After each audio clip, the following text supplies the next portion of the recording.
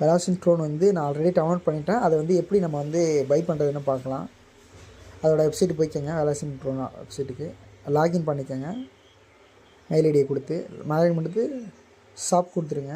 Shop கொடுத்ததுக்கப்புறம் add to card இருக்குல்ல, அது கொடுத்தா மட்டும்தான் மற்ற இதெல்லாம் வந்து நம்ம வந்து பை பண்ண முடியும். ஃபஸ்ட்டு ஆட் டு கார்டு கொடுத்துருங்க.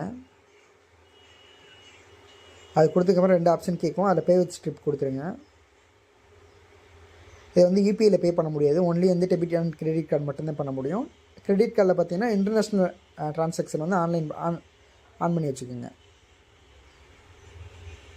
அது கொடுத்ததுக்கப்புறம் உங்களுடைய மெயில் ஐடி கேட்கும். அந்த card number, card holder number, உங்களுடைய அட்ரஸ், இது எல்லாமே கேட்கும்.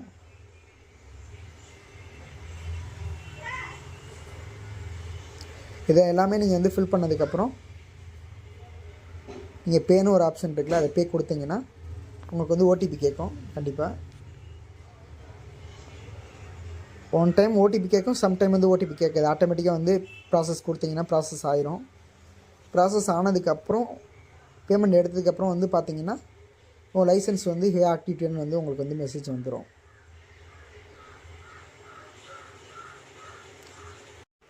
யூ ஹேவ் லைசன்ஸ் ஆக்டிவேட்னு வந்துடுச்சு. வெப்சைட்டில் யூஸ் பண்ண லாகின் ஐடியா நீங்கள் இதில் யூஸ் பண்ணணும்.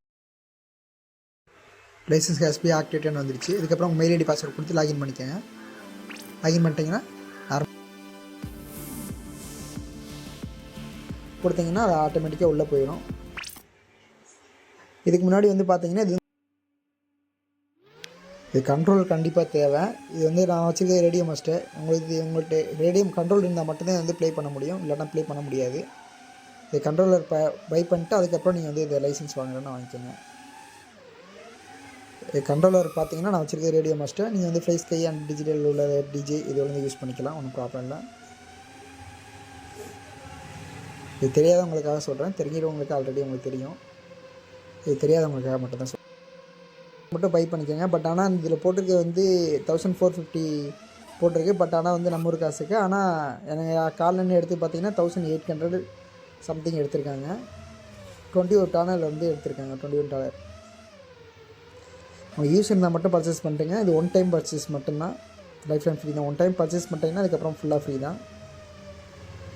உங்களுக்கு தேவைப்பட்டதுனா மட்டும் நீங்கள் வந்து இதை பை பண்ணி யூஸ் பண்ணுங்கள். Bye guys. நெக்ஸ்ட் வீடியோவில் வந்து பார்த்தீங்கன்னா கண்ட்ரோலர் எப்படி கனெக்ட் பண்ணி அந்த சிமுலேஷன் வந்து எப்படி ஆக்டிவேட் பண்ணுறதுன்னு வந்து உங்களுக்கு வீடியோ போடுறேன். அதை ஆக்டிவேட் பண்ணால் மட்டும்தான் அது கரெக்டாக வந்து ப்ளே பண்ண முடியும், இல்லைனா ப்ளே பண்ண முடியாது. உங்களுக்கு அது தெரியலன்னா சொல்லுங்கள், கமெண்ட் போடுங்க. நான் உங்களுக்கு வந்து அது எப்படின்னு சொல்லி நான் ஒரு வீடியோ போடுறேன் கண்டிப்பாக. Thanks guys. நம்ம சேனலை சப்ஸ்கிரைப் பண்ணி